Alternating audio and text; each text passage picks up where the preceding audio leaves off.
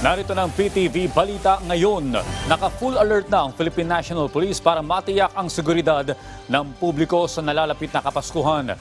Ayon kay PNP spokesperson Police Colonel Jean Fajardo, inaasahan ang pagdagsa ng mga magsisimbang gabi simula bukas December 16.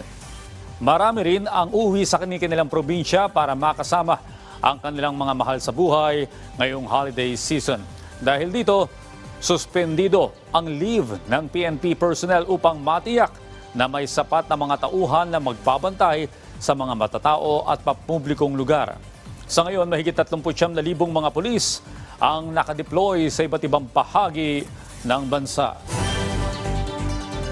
Samantala, ibabalik na sa susunod na taon ang traslasyon o yung tradisyonal na prosesyon ng itim na Nazareno.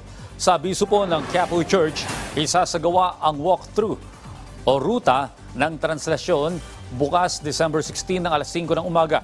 Bahagi pa rin ito ng paghahanda sa pagdiriwang ng Poong Nazareno sa January 9, 2024. Taon-taon nang ginagawa ang Grand Procession na magsisimula sa Quirino Grandstand sa Rizal Park at magtatapos sa Minor Basilica ng Black Nazarene sa Simbahan ng Quiapo sa Quezon Boulevard.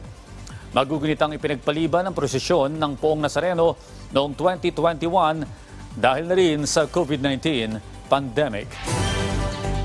At yan ang mga balita sa oras na ito. Para sa iba pang update, i-follow nila kami sa aming social media sites sa @PTVPH. Ako po si Audrey Goriseta. Magandang umaga.